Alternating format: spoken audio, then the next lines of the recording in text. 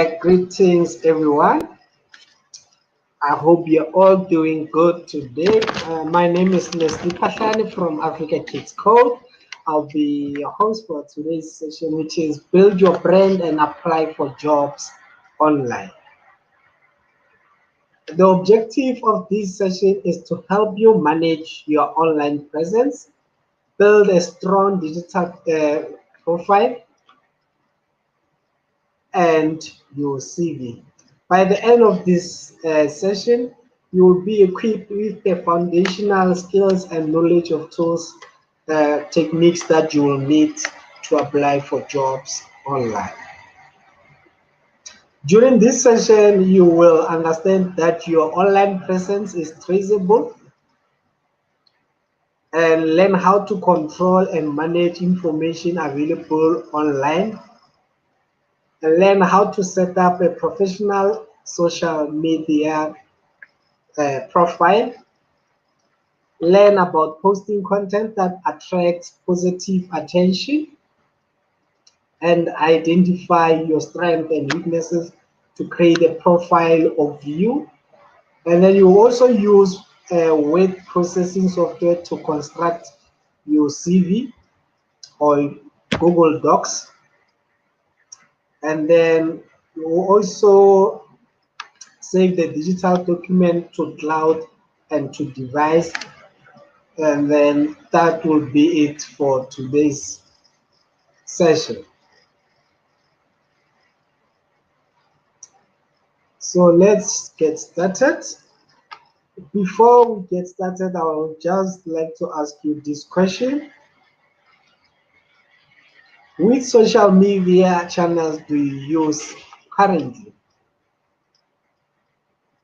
Okay, I see people are writing that some they use Twitter, some they use Instagram, Facebook, and all of that. Okay, thank you for your responses. Yes, I think they are correct. So, yeah. The first section that we're gonna do is manage your digital footprint and social profiles, as I've mentioned on the agenda for today. What do you think your digital footprint is?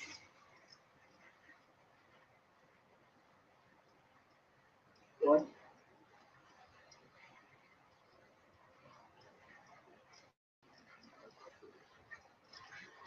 Yes, it's anything that you live on the internet related to you. For an example, if you post a picture on Facebook and then you go to Google and type in your name, for example, I type Leslie Pahlani, I will see all the photos that are related to me. As long as I've posted a photo on my Facebook profile or page, and then when I go to Google, I'll find that. So that's part of the digital profile. Here it is said that your digital footprint is all the stuff you leave behind as you use the internet. It's a part of your online history and can potentially be seen by other people. That's correct. So anything that you leave behind on the internet, it can be comments, it can be emails, it can be photos, all of that. Everything that you do online is part of your digital footprint. So every day, whether we want or not, most of us contribute to growing portrait of who we are online, a portrait that is probably more public than we assume. This portrait helps employers look into your background, help advertisers track your movement across multiple websites. Whatever you do online, you might be leaving your digital footprint behind. So be careful of what you do online because it might follow you for the rest of your life. So how do we leave digital footprints?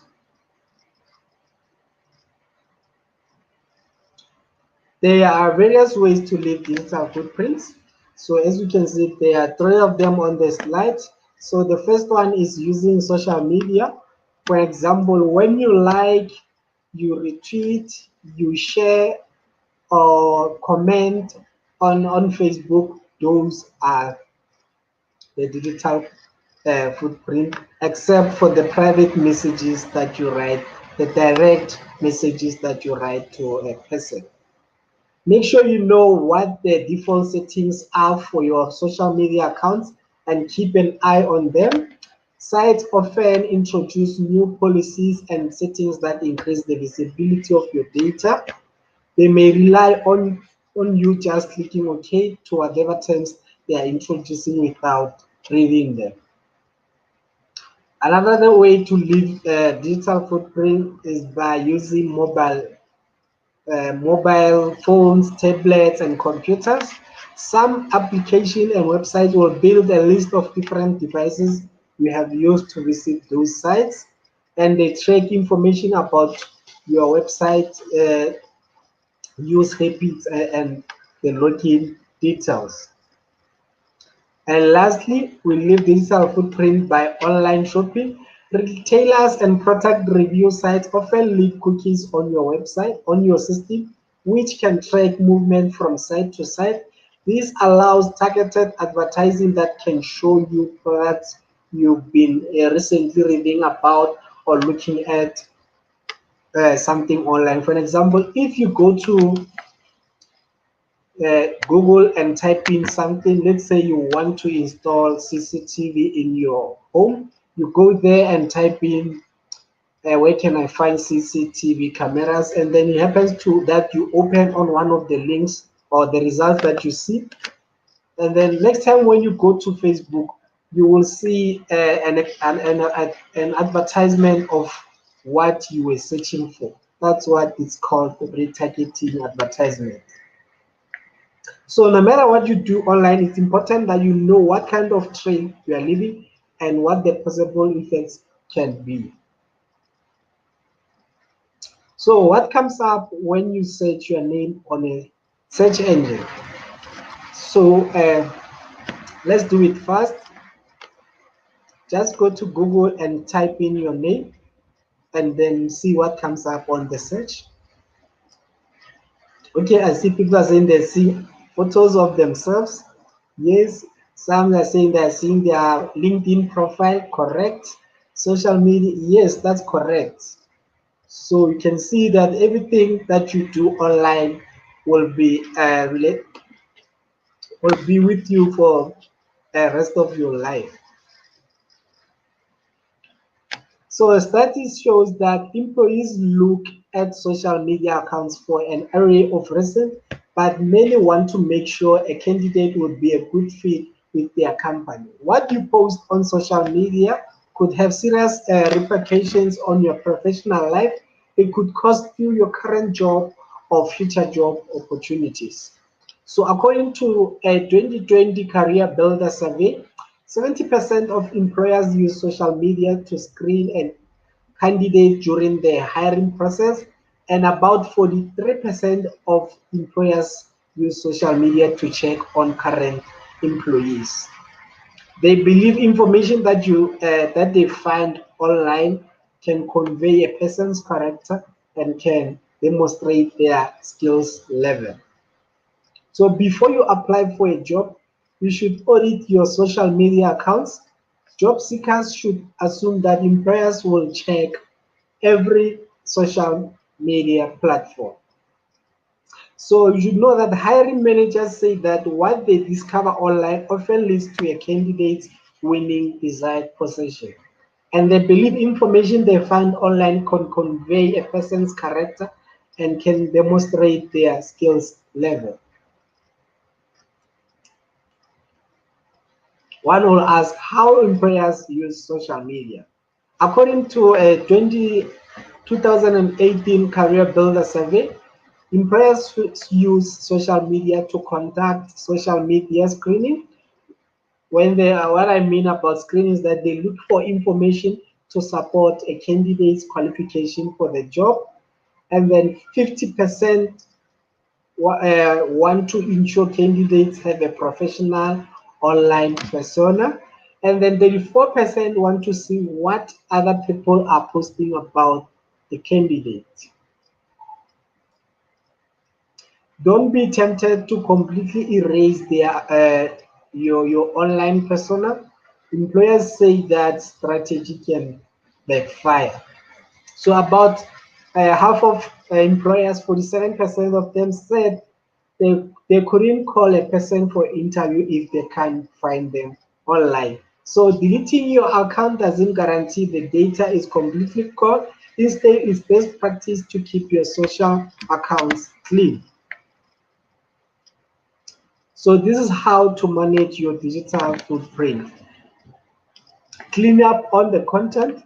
Don't make comments, post images, or forward something that might upset someone else. And another thing is to think before you click. Think about the content and the consequences of posting or liking it, and be aware that something that happens on the of the moment, a funny picture, an angry post, can still be online years later and be seen by your employers. Another thing is to update your privacy. When you update your privacy, you must strengthen your privacy settings. Make sure that you use strong passwords, change passwords regularly, and not share them with anyone. And also, don't ever think of sharing your password with others, because you never know what might happen if you guys happen to fight. And then the second last step is that search yourself or analyze your current footprint. Type your name into search engine, looking for images as well as text. If you're not happy with anything you find, source and remove the content, or politely ask the person who posted it to delete it. For example, if your friend posted a photo of you that you don't like online, you can ask that friend of yours to remove it, because you don't want it to be associated with you for the rest of your life. And lastly, another way to manage your digital footprint is to post positive content. Showcase the positive things you do through blogs, images, video, and community participation. Demonstrate that you are great and careful about what you share and look after your digital footprint. Employers will appreciate being able to see all the fun and the positive things you do online. Employers can see what you post and form an impression on you. It's important to create your digital footprint to form a positive impression. So this is how you can change your privacy settings. You must strengthen your privacy settings on social media such as Facebook. On Facebook, go to settings and privacy, edit who can see your post, review post and the things you've been tagged in, edit who can see your request, edit who can see your friend list, and who can look you up using email address provided, and who can look you up with a phone number provided. And then you can also edit if, let's say, you've been getting notifications that your friends have been taking you on their post and you don't like that to appear on your timeline. You can also, under settings, block them so that whenever your friends post something and then they take you, if you don't like it, you don't add it to your timeline. But if you like it, then you can add it to your timeline, because it's something that you wouldn't mind it to be with you for the rest of your life. And then these are the settings for Twitter. Privatize your tweets, control who can see what you post, control your location information, who can send you those direct messages, and then who can tag you in photos and posts which ultimately appear on your timeline. So now we know what a digital footprint is and how we can mind our social accounts. Let's look at one social channel in particular, such as LinkedIn. LinkedIn is a social media that is designed for professional networking and career development.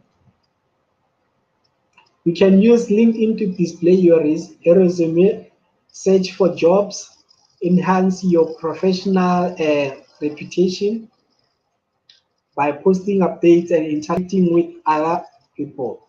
LinkedIn is quite similar to social networking sites like Facebook. It's based on principles like connecting with people, posting updates, sharing and liking content. And then you can also send those instant messaging. For example, like how you chat with someone on Messenger or WhatsApp. You can also do that on LinkedIn. So this is how you create a professional profile on LinkedIn. There are some platforms which hiring managers are more likely to check, such as LinkedIn. Think of LinkedIn as your supporting CV. Most employers view LinkedIn as a source for legitimacy, and other social media sites such as Facebook, Twitter, Instagram are more of a way to get to know your personality. Here you can add your experience on LinkedIn.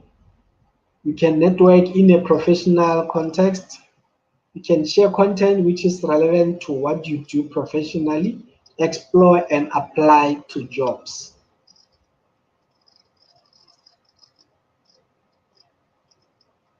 There, there are a few features on LinkedIn profile that you should fill. Your LinkedIn profile page is a place to show your career history. So post your work experience, everything that you have accomplished, your education, your current location, and more. This should be as polished as your actual CV.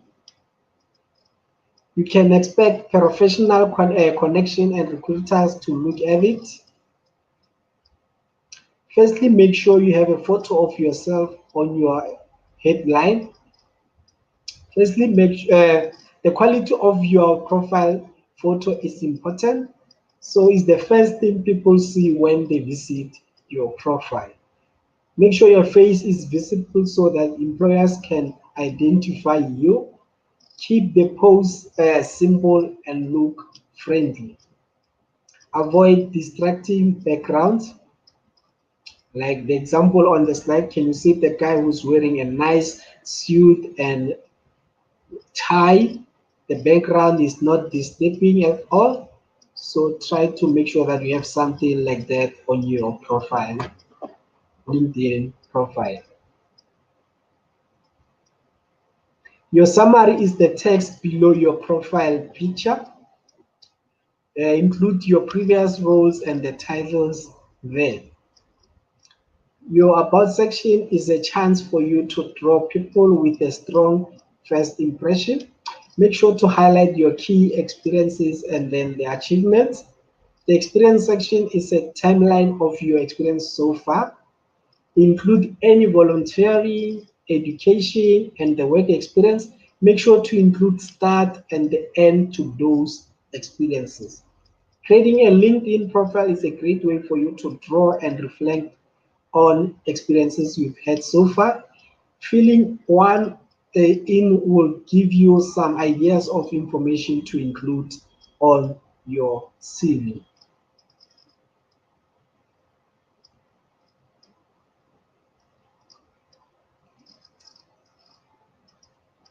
Another thing is to make connections.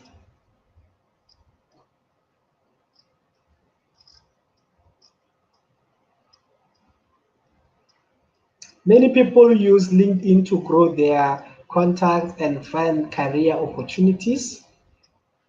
There's a future for my network is where you see your existing network of connections and search for LinkedIn users to invite to join your network.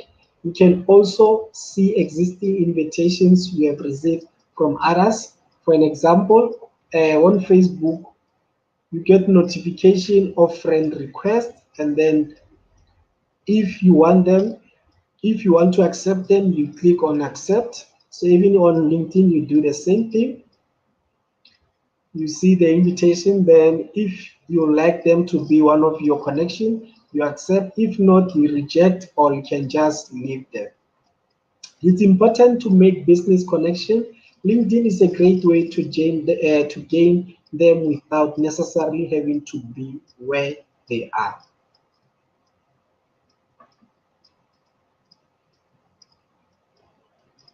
Connect with past co-workers, employers, and even executives, or the people that you went to college with.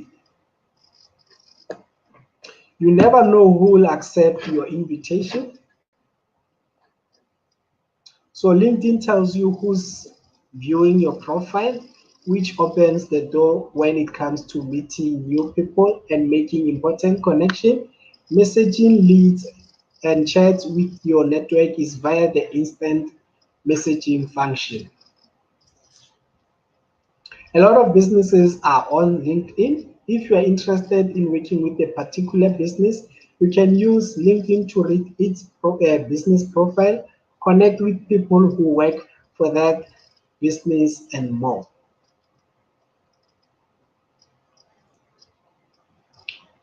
Sharing on the social media, you should know there are always do's and don'ts. Let's first look at the do's. Make sure that you post content regularly. This keeps you active in your network. Keep it professional. Avoid sharing information about your personal life or things that have no connection to your professional life. If you want to put those things, you are more than welcome to put those things on Facebook. Make sure that you nurture your relationship by staying in touch with valuable leads. Have a professional headshot, that's your profile, a profile that shows your face clearly, with your face taking up to 70% of the photo. Without your face taking up 70% of the photo, let's look at the don'ts. Do not send spam messages to people. Do not criticize others or be negative. Uh, post Do not post the personal content, and do not send unnecessary messages to people because they viewed your profile.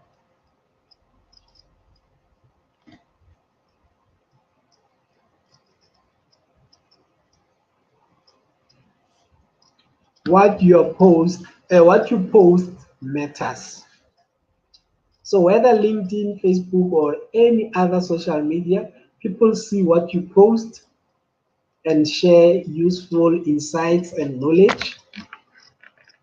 Also make sure that you share the content that won't affect anyone. Use relevant hashtags, especially on LinkedIn. For example, if you are looking for a job, you can use hashtags. For an example, hashtag I'm open for jobs. Yes, hashtag indicate what your post is about and make it discoverable. This is great for reaching out to like-minded audience and online and networking. Make sure your posts uh, are visual. Post images and videos to draw people in. These visual bring your post to life. Start or join conversation. Drive conversation with your network by commenting on posts, inviting people to participate in your conversation by using at sign and then mentioning the name of the person that you are inviting in your post. And then you can also ask relevant questions, share and exchange point of views. So this is an example of a post from LinkedIn. So what do you think is wrong on it? So Joso Poster is a digital designer, UX and UI. He's so happy listening to TF4F whilst pretending to work. And then his boss wrote that this is a nice status update. How stupid can you be? You can fool me, but when you act in total disrespect to all the hard work people, abuse the environment, then you have crossed the line.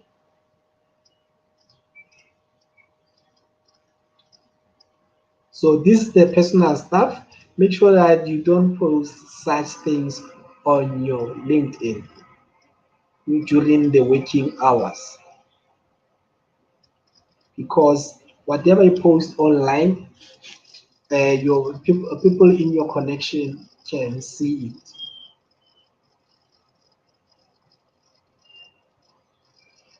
And then there's another one saying, I love when I can hear my boss talking on the phone at work. As long as I can hear her on the phone, I know it means he's not going to sneak up behind me and see how many web browsers I have open. Imagine posting that as the account manager on LinkedIn. I love when my, and then the boss saw that and said, I love when my employees post things like this on LinkedIn. I'll need to see you in my office at 4. So you can see this is not good. And then it can also offend ours, and it could affect you in future. Let's say you are trying to look for another job, and then they'll say, Hmm, you are the one of those guys who pretend that they are working while they are just browsing over the internet and doing things that are not related to work.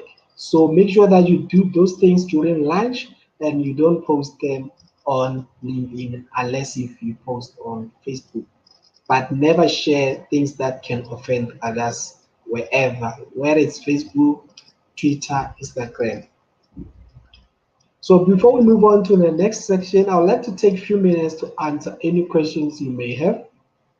So I see there are no questions. Yes, it means yeah, I'm doing a great job. So then the next section that we are doing is writing professional CVs. What information should you include in your CV? Anyone who wants to give it a try? Yes, I see people are saying the personal information, the experience, the strength, yes, the hobbies and the interest. That's correct.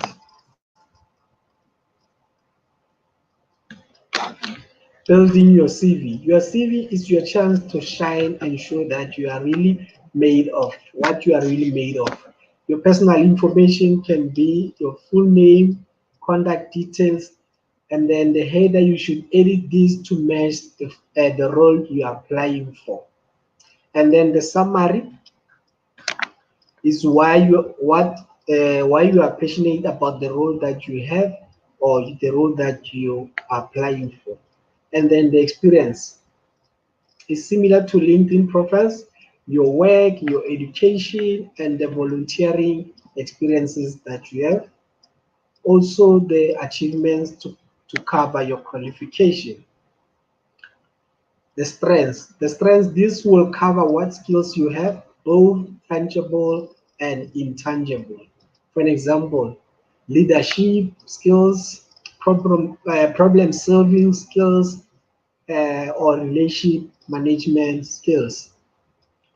It can also mean the soft skills such as Microsoft MS Office, which it can be Microsoft Teams, Excel, or other things as Adobe, Photoshop. Those are the soft skills. Including hobbies and interests is a great way to communicate your individual personality. Try to only include activities and passions which increase your value as a candidate. Personal interests and hobbies you add to your resume should be relevant to the position, company, and the team. Remember that employers want someone who will fit in well. Don't add more than 5 hobbies or interests. It can be things like jogging, gym, board games, reading, and hiking. So this is the personal information. Make sure there's a summary section at the top of your resume. If you lack experience, you will want to highlight your skills and education in your summary. The personal information, which is you can have the general and the ways to contact you, where you have your full names, address, additional information such as age, nationality, driver's license, and ways to contact you should be phone numbers and the emails. Experience is what did you do like on your previous work? What is it that you achieved while working there? And how does this relate to the role that you are applying to? So now there's a way of translating experience to strength. Sometimes it's hard to draw on strength. This is a simple way exercise to help you identify your own strength. From a tangible experience to a strength, consider a recent work experience you've had, or perhaps a volunteering experience, something that you feel has made an impact on your life. What did you learn in the experience? What were you good at? What did that activity entail? The responsibilities, e.g., if you were organizing content on spreadsheet, communicating with different teams, that's one of your strengths. Skills can be encourage soft skills, teamwork, adaptability, problem solving, creativity. Hard skills, it can be design, data analysis, social media, resource management. So what are your top 3 strengths and why?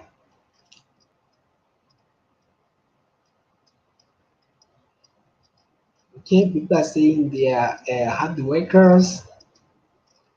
Yes. They are flexible. Yes, that's correct. Writing a CV can be daunting. Google Docs offers CV templates to help guide you and define your experience into sites. So personal information, experience, strength, hobbies, and interests. Breaking down a CV into sections of information makes it easy to update it easily and share quickly. This means you can apply for jobs faster and get feedback fast too.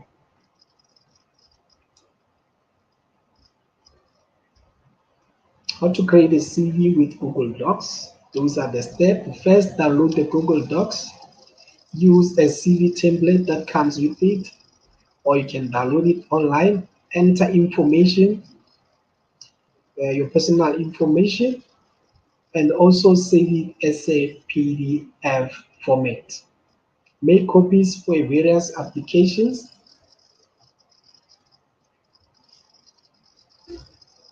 And then this is how you create a digital CV on your mobile. Use the Google Docs app to create a CV on mobile. Selecting the template that you have downloaded online, and then edit the content, save and export to PDF again.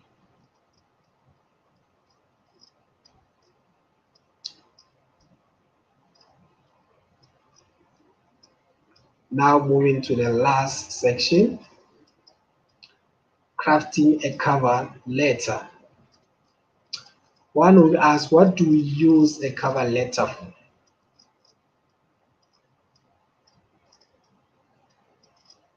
So it is said that cover letter is a way to show off a little more of your personality outside of a CV.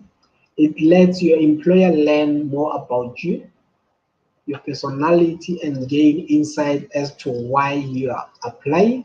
As your CV is supposed to be short, sweet, and your cover letter is the perfect way to elaborate on your achievements.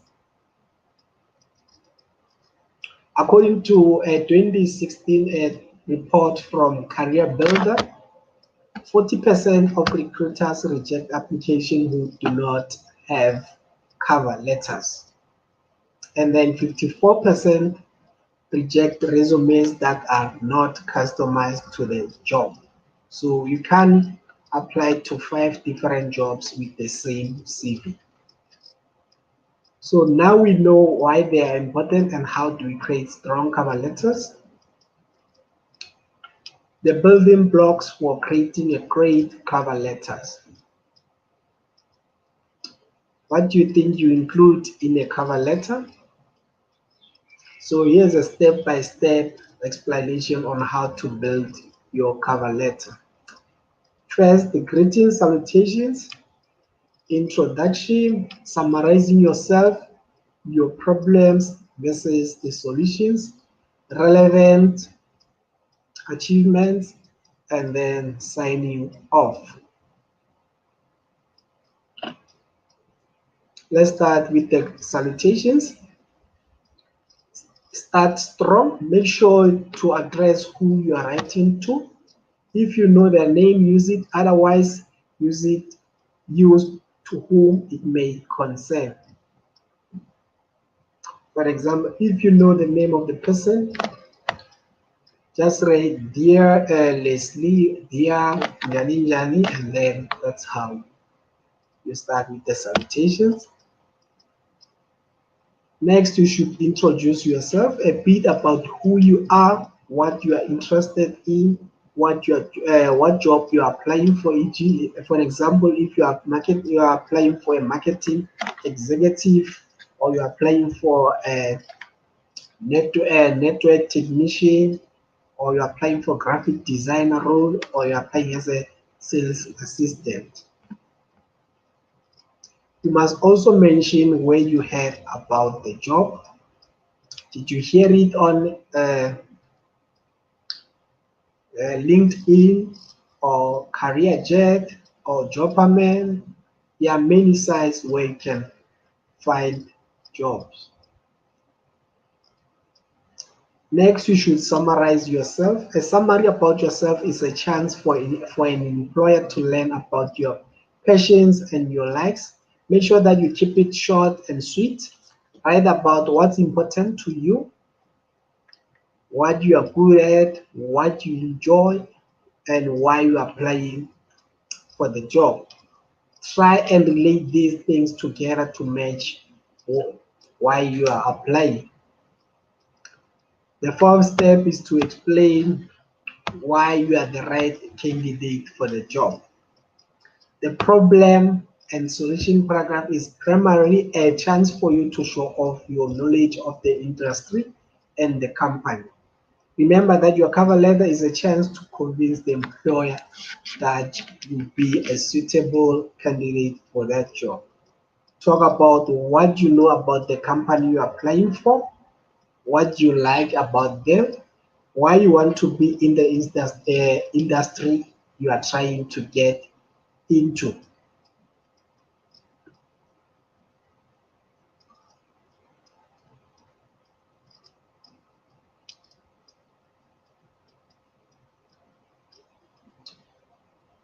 And now talk about your achievements, the certificates that you have earned, where you know that you can go to udemy.com and sign up for any course that you like.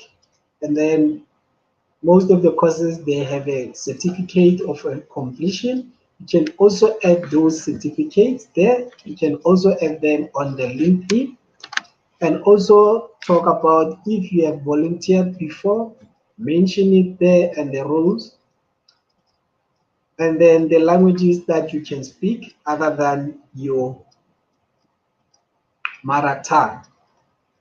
And also don't forget to mention the skills that you are good at. It can be the soft skills or it can be the hard skills. And lastly, your hobbies and interests. Make sure those hobbies and interests are aligned to what you're applying for.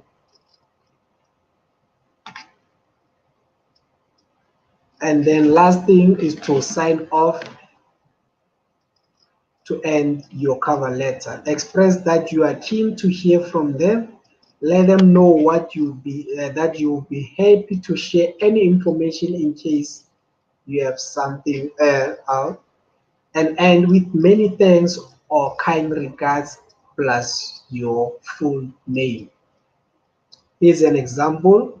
I'm honored to be considered for this position. I look forward to hearing from you, and please let me know if you would like any more information about me. Then that's where you say many thanks or kind regards plus your full name, or you can also leave your number there.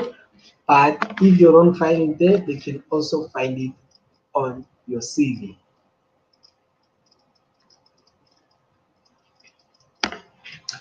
So you have heard a lot from me today. So before we finish this section, I would like to take a few minutes to answer any questions you may have.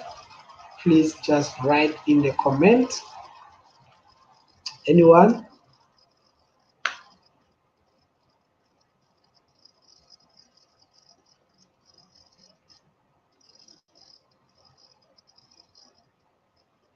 Today's session is just the beginning. So I would like to ask, what one thing will you do or change from what you have learned in this session? Or what is it that you're going to implement first?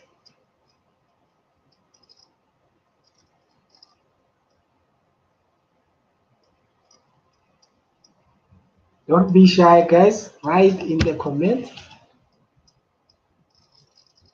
Okay, I see people are saying that some they didn't know that you can have a digital CV, meaning they didn't know that you can use LinkedIn as one of the social media. Some thought LinkedIn is for people who are in high positions in companies, so they didn't know about that.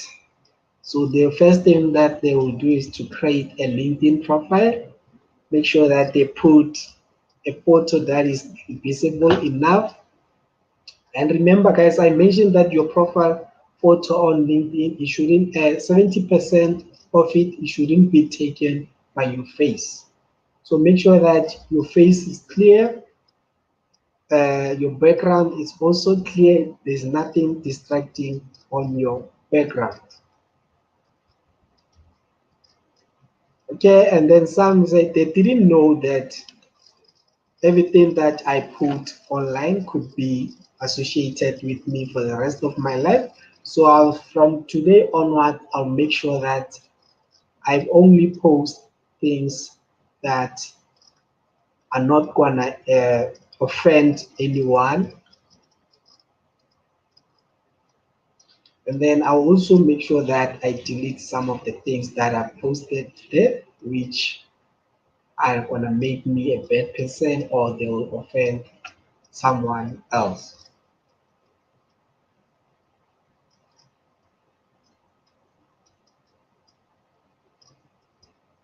And guys, remember that you don't have to remove anything, all everything that is on your profile, because employers before they apply, they take someone, they do make sure that they go online and check for you. So imagine if there's nothing about you online, it's gonna be hard for them because employers use Facebook, Twitter, and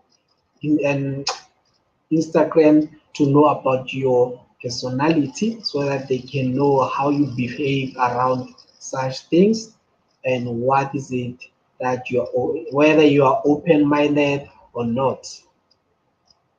And make sure that on LinkedIn you never post about things which are personal. Yes, don't post about your personal stuff on LinkedIn. Don't be like that guy who used to that I mentioned earlier, who used to make sure who used to listen to their boss while they are talking to other employees and also opening web pages on internet while they are supposed to be working.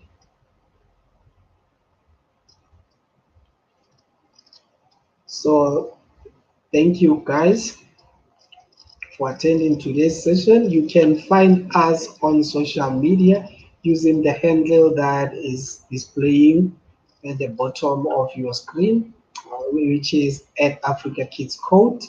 You can find us on Facebook, Twitter, Instagram, and also LinkedIn. Make sure that you subscribe to our YouTube channel so that you can be notified whenever we have other sessions. Thank you.